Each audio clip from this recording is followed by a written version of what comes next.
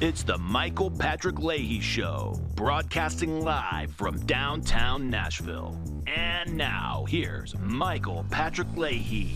And welcome back to the Michael Patrick Leahy Show. We are delighted to have you listening in on this Memorial Day. And by the way, if you want to weigh in, now would be the time.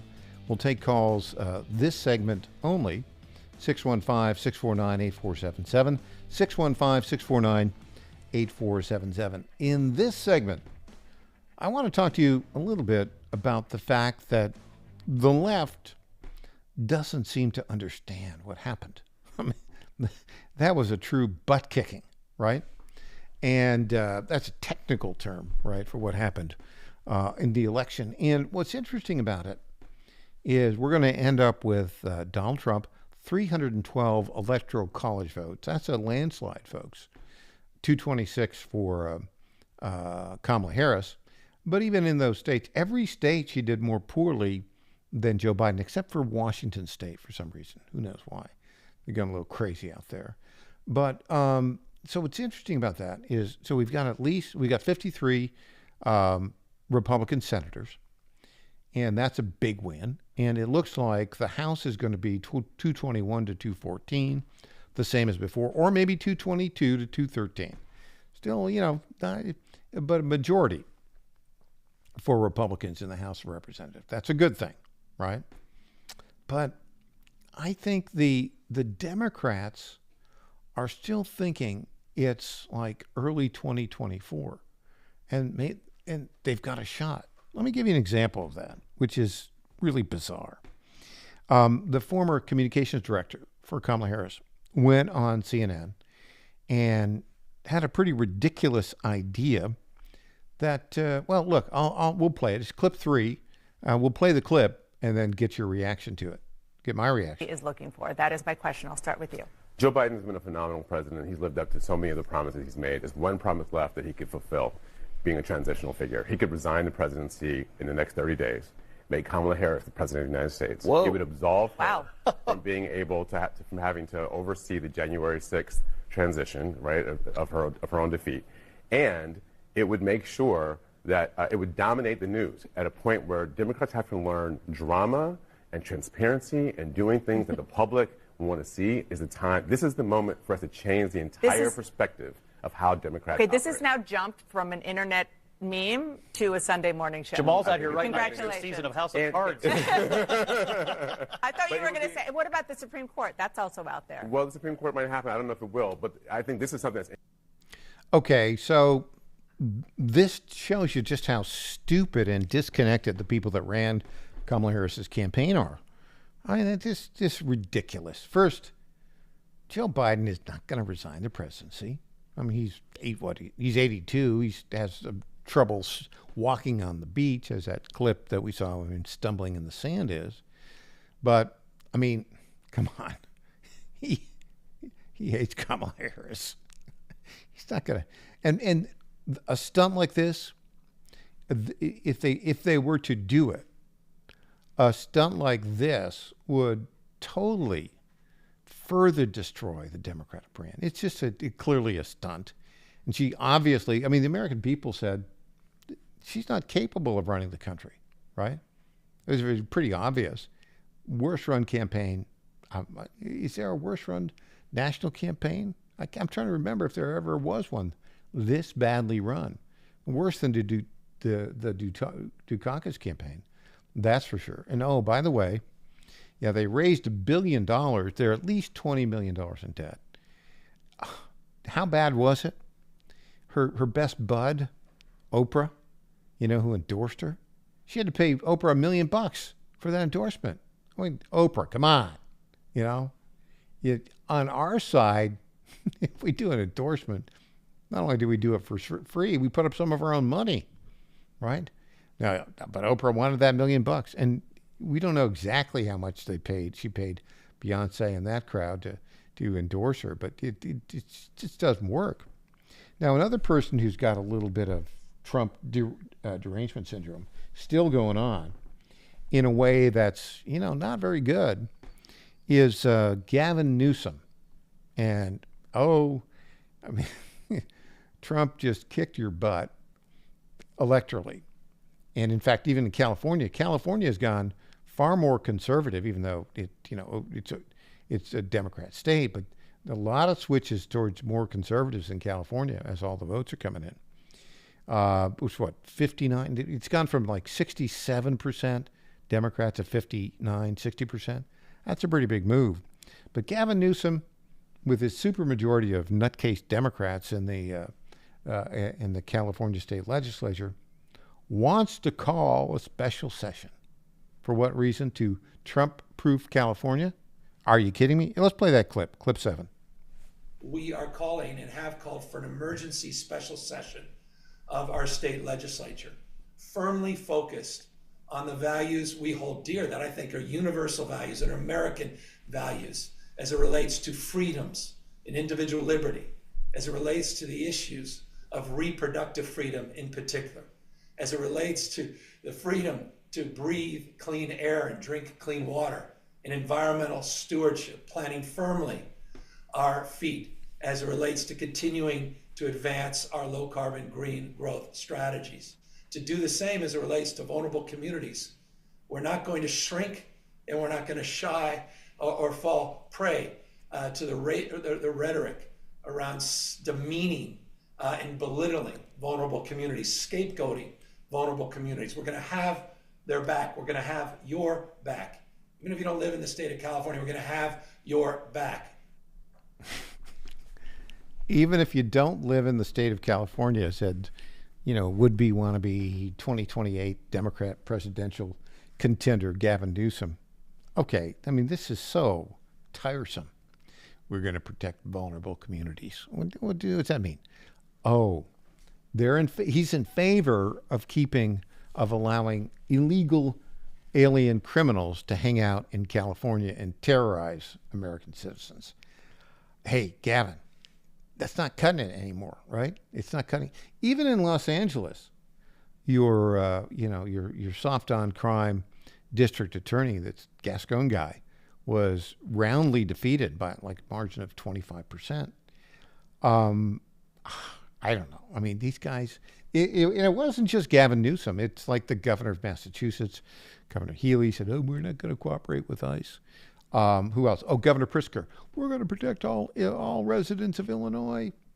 Look, if you entered the country illegally, you are a criminal. And I can't wait for our buddy Tom Homan. Tick-tock goes the clock. Where are we? We're November 11th today. We've got, 70 days and 2 hours until Donald Trump is the president again. And Tom Homan can go and, basically start taking folks down, which I think is like fantastic, don't you? And I think it's going to be really a wonderful thing. I think it's going to be absolutely wonderful to have to take these guys and take the full families of illegal aliens, put them on the plane, pay their fare, and send them back to Venezuela, send them back to Nicaragua, send them back to the Congo. And look, they can do, if they want to apply legally and want to get back, that's okay. I'm not against that. But, we got 15 million illegals. I think, look, in year one, Homan's going to go, okay, if you're illegal and you're here and you're a criminal, there's probably like 1 million or so of these guys. They're going to go and say, we're going to go in with the local police force and local law enforcement. We're going to grab you up. We're going to put you on a plane. We're going to send you to where you belong. How about that? All right. Hey, when we come back, our good friend Tom Basili with Newsmax with his analysis on the election. Back after this.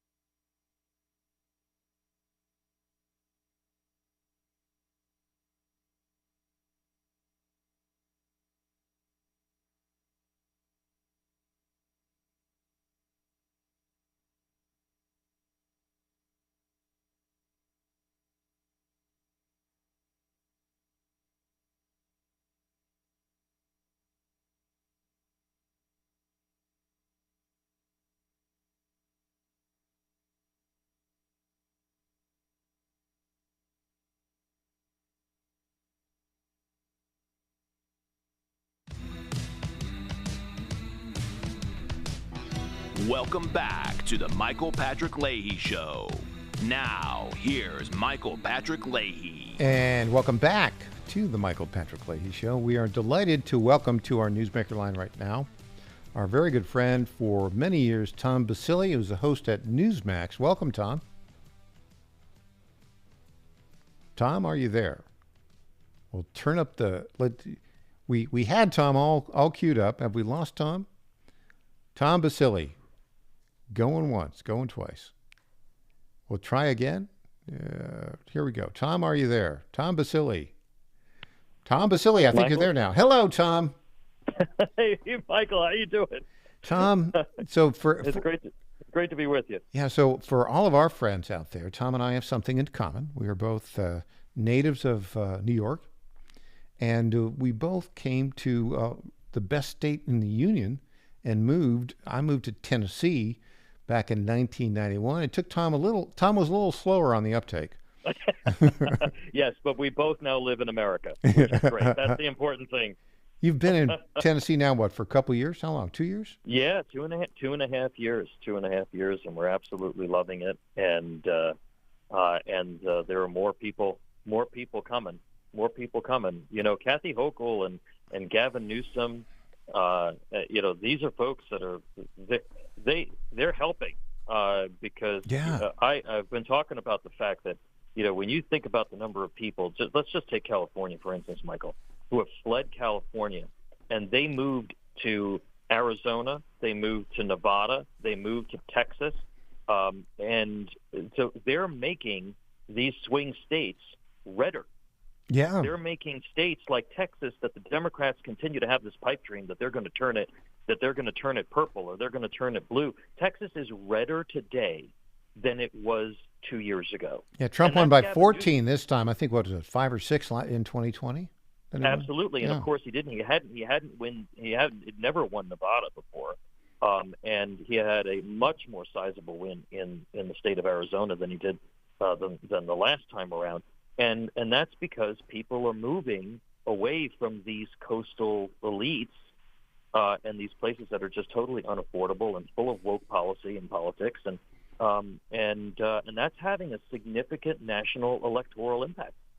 Now that you've lived here for a little over 2 years, Tom, are you finding that Tennesseans are as nice as I told you they would be?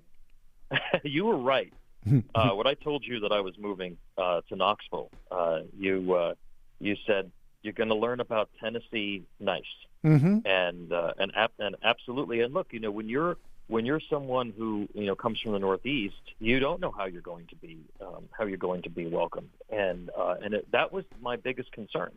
But it is so refreshing to live in a place where you can be who you are. You can, you know, and people embrace you. You know, I can be out of the closet as a Republican, as a conservative, as a Christian, as a Catholic, and I don't have to worry about my car getting keyed. Yeah, you know? really. Yeah, people in Tennessee, you know, sometimes people don't realize that just how caustic the environment is. I mean, the governor of New York, a week before the election, just called people who support Donald Trump anti-American. Mm-hmm. Mm-hmm. In the prior cycle, Andrew Cuomo had said if you're pro-life, you know, if you're a conservative and you're pro-life, this state is not for you. You can go live someplace else. And people followed his advice. And they did. Yeah. And they did. So but it's great to be here. Tennessee, conservatism, Donald Trump are all ascendant. Mm-hmm. Newsmax is, wow, your ratings the past quarter have been really off the charts. What's the success? Why is Newsmax doing so well, Tom Basile? Well, I think we respect the intelligence of the audience. I always believe that that's the most important thing, is talk about real issues, try to dig a little bit deeper, mm-hmm. and respect the intelligence of the audience, and be unafraid. You know, I've been very fortunate over the last 5 years, Michael, to work at a place where I have I deliver the news. I do breaking news. I do news of the day. But my audience knows that, for instance, I'm a pro-life Catholic. And I've never had anybody pick up the phone and say, hey, you know what, why don't you dial that back a little bit? Mm-hmm. They allow people to be who they are, which is what this country is supposed to be about. Right? And I think that people are responding to that. The founder of Newsmax, Chris Ruddy, is an American original. We've had him as a guest several times. But, I mean, he's taken Newsmax over he founded it, 20, 25 years ago? Now, frankly, Fox News, although the ratings were good for them during the election cycle, they're not the go-to place for America Firsters right now. It's Newsmax, in my view. Well, our numbers are showing it. I mean, the increases have been dramatic, and of course, now we have a streaming platform. We are on all of the major, all the major digital platforms, and of course, practically every major cable news or cable system in the country. So we're reaching loads of households, and I predict that Newsmax over the next year will start beating CNN in prime time. I think so too. I think that's great. By the way, okay, so 70 days until Inauguration Day. What do we need to be looking out for? We've already got at least Stefanik, who I'm sure you know from upstate New York, and Tom Homan, also from upstate New York, are coming into the administration. Now, the breaking news today, apparently there's a report Stephen Miller will be Deputy Chief of Staff. That's not official, but there's sources say. This all looks really terrific, but we have 70 days. We've got Judge Merchan, who is going to determine, I think, tomorrow, whether or not to dismiss the charges, the felony charges, the conviction against Donald Trump. He could sentence him to prison on November 26th. What do you think is going to happen over the next 70 days?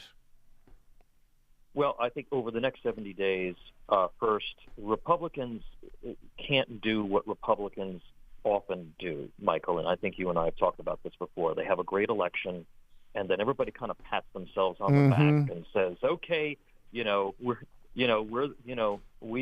the stuff, and we don't have to worry about these other guys." And then the infighting starts, right? And then people get fractured. Everybody's got to keep swimming in the same direction. The Senate, the House, which will have a very slim Republican majority, and of course the incoming administration, because anybody, and I'm going to be talking about this on my show this weekend, anybody who thinks that Barack Obama and George Soros looked at Kamala Harris and Tampon Timmy and said, "Yeah, that's a winning team," is kidding themselves. No. Okay. Yeah. All right. So they're plotting already how to disrupt this presidency. They are plotting how they're going to make a comeback. Remember, leftists take a very long view of history. Unfortunately, conservatives and Republicans look at the next election. All right, they look at next November. So they're already plotting that. So it's very important for this administration to come in and start getting some big things done real quick. Okay, the no tax on tips, no tax on Social Security, no taxes on overtime, renew the 2017 tax cuts, fix the SALT tax deduction, bring down the corporate tax rate again, and then Tom Homan, beautiful choice. Let that guy go wild. That guy's something else, huh? Oh, he's fantastic. Hey, he's just fantastic.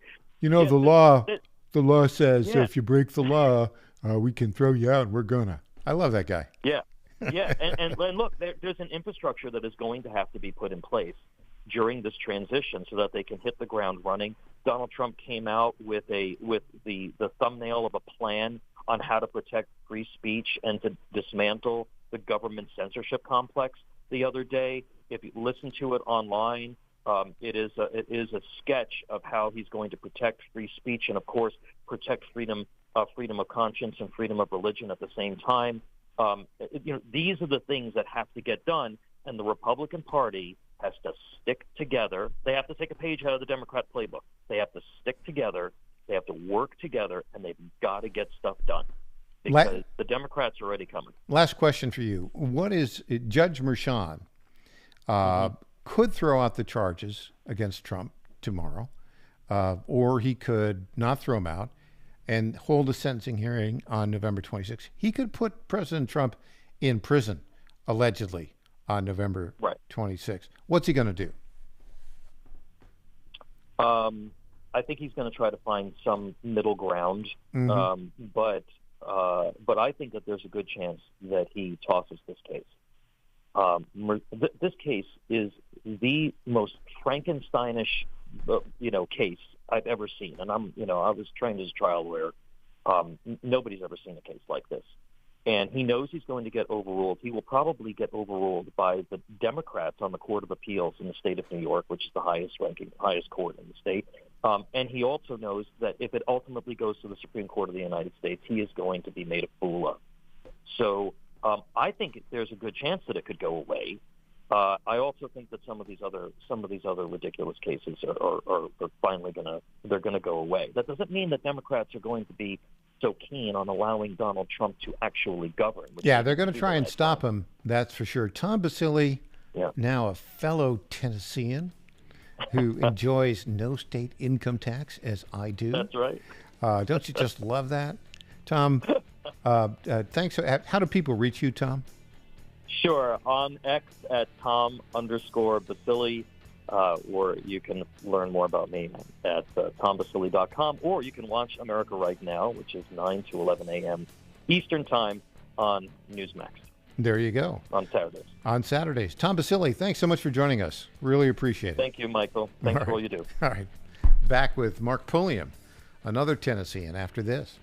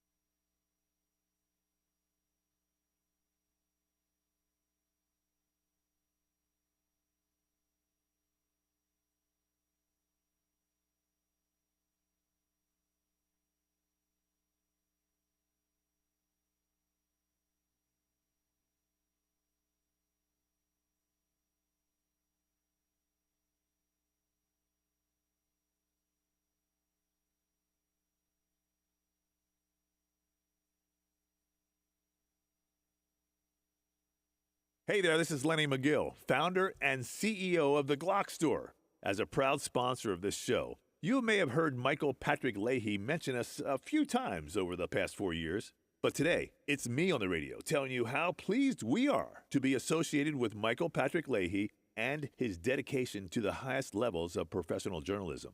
Michael Patrick Leahy has been threatened with jail time in bringing the true facts about that Nashville Covenant shooting to his listening audience. Michael Patrick Leahy, you keep doing what you're doing, and we here at the Glock Store will keep sponsoring your show for the good of Nashville and the entire country. And I'm personally inviting all of your listeners to come visit and shoot at the Glock Store. It's where Michael Patrick Leahy learned to shoot a gun for the first time and where he bought his own personal Glock 19. I'm Lenny McGill, founder and CEO of the Glock Store here in Nashville, just minutes from the airports, worth the drive from anywhere, and a proud sponsor of Michael Patrick Leahy and the Tennessee Star Report. Welcome back to the Michael Patrick Leahy Show. Now, here's Michael Patrick Leahy. And welcome back to the Michael Patrick Leahy Show. We are joined on our newsmaker line right now by our very good friend of the program, an outstanding attorney. He writes at Misrule of Law, Mark Pulliam. Welcome, Mark. Hey, Michael. How you doing? Well, let's just say I'm doing much better this Monday than I was doing last Monday. Tell me for a moment where you were when the election was called for Trump. Well, I have to admit I went to bed, but I was comfortable that he was going to win, and that turned out to be the case. And the euphoria has not worn off. In fact, it's growing in the ensuing days since then. Well, I was of the camp that said, just kind of remembering back to 2020, we covered it live from our radio program, and we had 5 experts in studio with me. We stayed up until midnight that night in 2020, and I went around and I asked everybody, what's the probability Trump won? It was between 85 and 90%. We got back the next morning. I got in at 5 o'clock the next morning, and guess what? Hundreds of thousands of votes just turned up. And so I didn't want to go to bed until the election was called. I was up in Pennsylvania with John Fredericks doing an election night event, and we actually called it for Trump at 11:30 p.m. Eastern time. Went back to the hotel room, stuck around, and Fox News called it for Trump at 1:30 a.m. Eastern time when they called Wisconsin, and it went from 267 to 277 electoral college votes. That was actually, I think, about an hour earlier than they'd called it for Trump in 2016. But it's been a very happy, I think, get your thoughts on this, 312 electoral college votes for Donald Trump, plus a popular vote victory. It's still kind of all the votes from California are still coming in. But when last I saw, it was like a 3 million vote margin for Trump. That exceeded my expectations at the highest level. Your thoughts? Yeah, and almost $4 million vote margin, and got control of the Senate, likely to retain the House. No, this is a landslide victory, and makes you realize that 2020 was a hoax, and that all of this trickery, stuffing the ballot boxes, mail-in ballots, and all of that skewed things. But the American public saw through it, and we had a president strong enough to resist the greatest onslaught of lawfare and election interference in American history to come back and claim the mantle that he probably should have gotten 4 years ago, but he's gotten it now. I think the American public has sobered up and figured out what's going on. And now we've got a ticket with J.D. Vance that could hold for 12 years and not just 4. And we've got a president that has gotten the wisdom of all the skullduggery of not just the last 4 years, but all the things that he had to endure in his first term. And he's going to come in with a stronger administration, a better transition. He's going to hit the ground running, and we are truly going to see. think we sort of lost you here, Mark, a little bit, but stick around here. Don't leave. I'll ask this question. Mark, when you look at the long arc of history, and it seems to me that in the long arc of history, we might be better off that Donald Trump was in the wilderness for 4 years because they cheated him out of the election, because Mike Pence would have been likely the standard bearer this time around. This guy is not an America First guy. Now we've got a team that includes Elon Musk, Robert F. Kennedy Jr., Tulsi Gabbard, Tucker Carlson, Vivek Ramaswamy, a really, really great team. Plus, we have a vice president in J.D. Vance who, as you point out, is poised to be basically, after Trump's term, president for another 12 years. I know that's a little, we didn't see that when it was happening, but I wanted to see if you had similar thoughts on that, Mark Pulliam. No, I agree 100%. And what we've also seen is the propaganda press being exposed for the lying people that they are. And then also the mask has been pulled off. The curtain has been lifted on the whole Obama, Pelosi, Schumer machine. And now I think Americans have the stomach to go after the FBI and the deep state. The Democratic Party is in a free fall. No, this could not be any better. And to see what Trump has done by making inroads in all of the demographics that Republicans have traditionally had difficulty attracting, with not just minority groups, but Latinos in Texas came out. The Rio Grande Valley was all for Trump, and the realignment with young men. No, this is historic. And so we've seen basically the old Republican Party being remade into a MAGA party, and this is a MAGA party that I think is going to just get stronger into the future. Now, you're a very accomplished attorney, and you practiced law for many years in California. You left California, moved to Texas, and then wanted to come even for more liberty and moved here to Tennessee. My question to you has to do with what Judge Merchan's going to do in the Manhattan. He's actually an acting judge in Manhattan. He presided over the literally trumped-up charges on these 34 felony charges of bookkeeping issues. There is a sentencing hearing scheduled for November 26th. Also, tomorrow he's going to determine whether or not these charges should be dismissed based on the immunity ruling of the Supreme Court back in July. What's your guess as to what Judge Merchan is going to do tomorrow? Will he dismiss the charges, or what will he do in the sentencing on November 26th if he doesn't dismiss? I think there's zero chance that President-elect Trump is going to get sentenced. I think it's unlikely that he will dismiss it outright, although the Court of Appeals in New York may very well.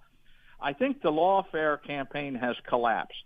Even the DOJ, the Attorney General Merrick Garland, has determined that they're going to dismiss those witch hunt prosecutions that Jack Smith was pursuing, and they're going to fire him. They're going to disband this whole special counsel role that he had unconstitutionally assumed. So I think Americans have indicated they're fed up with all of this, that they've seen through it. And so I would not be surprised to see ultimately Letitia James' case disappear, Fonnie Willis's case disappear, that pursuing these things, I think, would just further discredit this lawfare campaign. And this has proven that it is possible to end up with a fair result with our legal system if you're strong enough and you can persist. Although I certainly hope that President Trump has his Justice Department investigate all of these shenanigans and hold people accountable to the extent that laws were violated in the course of bringing these charges. Yeah, I think that's a very good point. Okay, so the next 70 days of a transition. So far, it's been really terrific. named Susie Wiles chief of staff. Apparently, Stephen Miller is going to be the deputy chief of staff. Elise Stefanik now is the ambassador to the United Nations. Tom Homan will be the, quote, border czar. I suppose that means if they get a recess appointment, he'll immediately name him head of Homeland Security if they've got that capability. What else? What do you look forward to? What do you think can happen over the next 70 days as we wait for President-elect Donald Trump to become President Donald Trump? We've lost you a little bit there, Tom, DeMarc. If you've made a change on your, I think we've lost you. Are you still there? Try again. Yeah. Okay. So we're going to have Mark. For some reason, I think you went into the twilight zone of audio, and we're just going to have to drop that call. Mark, I think this is sometimes we got little gremlins out there, and we thank Mark Pulliam for being our guest here today to talk a little bit about this. I'm a little concerned about the next 70 days. And I'll tell you, one of my concerns has to do with the safety of the president, because we've seen that Iran is trying to kill him, and there are other crazy people. So I don't know the answer to this, but I think right now there ought to be huge Secret Service folks all around Mar-a-Lago. And look, the Secret Service is in a bit of a transition too, because they've not done a very good job. I mean, that's the bottom line. And so I think Trump is going to have to really appoint one of his own guys to be head of the Secret Service. And that needs to happen very, very quickly. So I'm concerned about that. I am concerned a little bit. I'm a little less sanguine than Mark Pulliam is about what's going to happen with Judge Merchan. I don't think he's got he may not fully have gotten the memo. The smart thing for him to do would be to dismiss the charges entirely, because, he'll look silly on appeal, but, you never know. Also, I talked to Braden Busek about this earlier in the program. If the judge doesn't dismiss these charges, I don't know if it's a good idea for President Trump to be in the courtroom on November 26th for sentencing. I mean, you got all sorts of safety issues. You got the distraction of having to go up to New York City. Really, what he needs to be doing right now is forming his new administration. So I think if the judge doesn't dismiss these charges, I think what has to happen, what I would recommend is they get a special approval from the court to do a Zoom appearance and not be there in person for security reasons. But we'll see. Hey, we'll have more when we get back. This is the Michael Patrick Leahy Show.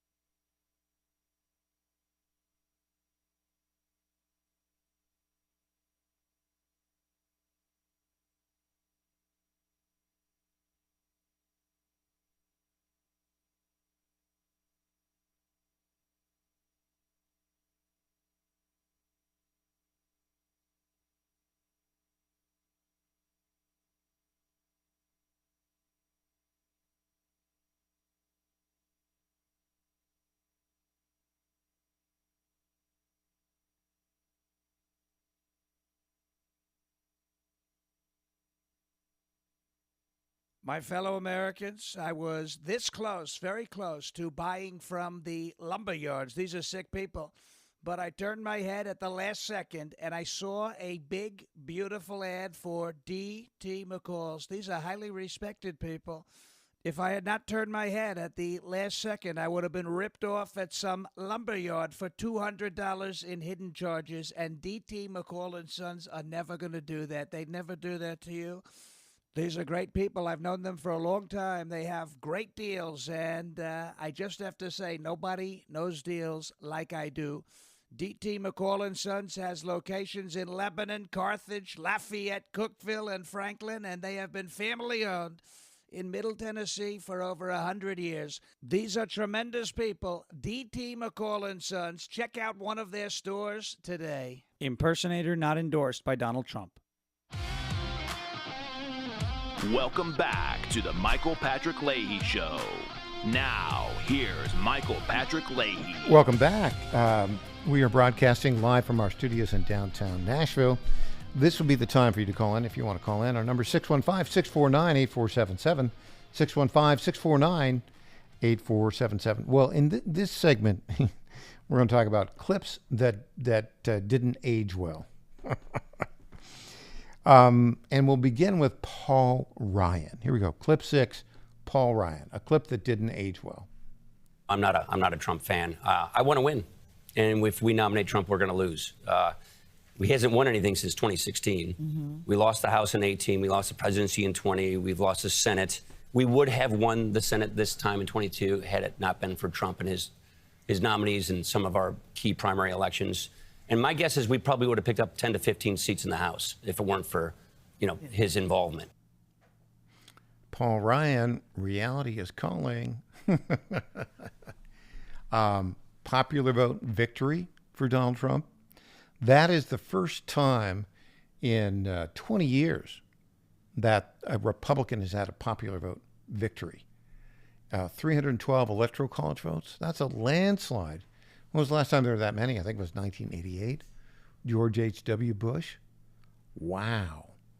Paul Ryan is now on the board of Fox News. I mean, that guy is the weasel to end all weasels, isn't he? All right, let's go now to another guy in the news right now. His name is John Thune. He's one of 3 candidates to be the Senate Majority Leader. The other 2 are John Cornyn from Texas. Thune is from South Dakota. He got an MBA from Harvard. He's been a political guy ever since. And then we've got in Florida, Rick Scott.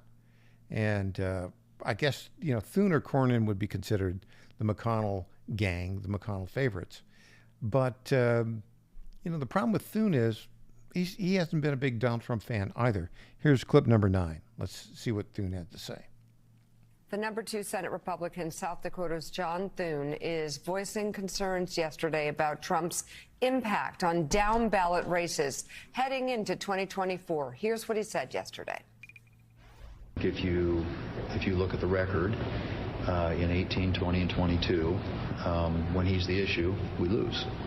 And so I would rather have the issue be Biden and his policies. And I think the way that you do that is you get a different nominee, which is why I'd endorse somebody else. The people who decide national elections are the middle of the electorate. It's the soccer moms, it's the suburban voters, it's younger voters, and I just think that we've got to have a candidate that can appeal to those. And I think that a lot of the drama and the chaos that seems to be happening on an ongoing basis makes it harder to win those types of voters. I think the long-term effect, and again, this is where those of us who care about these down-ballot races and want to get the majority back in the Senate, as you try and recruit candidates, they're going to be looking at that political environment and saying, am I going to be running against the tide or with the tide? And there's a big difference based on who you nominate. That is that's not aging very well, Senator Thune. I mean, you're just flat out wrong, and that's why a number of people are not favorably inclined to support your candidacy to be the Senate Majority Leader. Why does the Senate Majority Leader matter? Well, because the Senate Majority Leader sets the agenda. And they also determine who, simple things like when will votes be brought to the floor. They also decide, will we go into recess immediately so that there can be recess appointments so Trump can get his team in on day one. Now, Thune has been very, very, what's the right word? Cautious in how he's handled all that. He said, well, we'll put the president's agenda in play, but I don't think he's definitively come out in favor of recess appointments. That possibility. And look, if in today's world, you need to do that, right? Because you need to hit the ground running. And Rick Scott has come out, the senator from Florida. He has come out and said, yeah, that's what I want to do. I want to make recess appointments available. I want to have the ability to have recess appointments on day one. John Cornyn, on the other hand, from Texas, has said, no, I don't want to do that. Let me come back. Why does all this matter? Because it's a dangerous world, and Trump needs to get his team in place as soon as he possibly can. Let me give an example of that. Axios has this report. There's a war going on in Ukraine. Tens of thousands of Ukrainian young men and Russians have died needlessly. There should not have been a war there.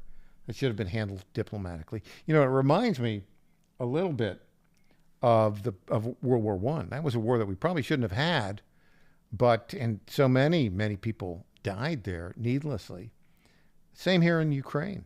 Now, Trump on Thursday had a phone call with Putin, and basically he said, so he said, he said that, look, I've got weapons too. You got to back off of Ukraine. And I think that's the kind of hard-nosed action needs to happen. And look, if President Trump doesn't have his team right away, they can't fully implement this. So when it comes to that Senate majority race, I'd be for Rick Scott. I don't think he's got the votes, though. That's a problem. Hey, we'll have more when we get back in the Tennessee Bonus Hour. I'm Michael Patrick Leahy.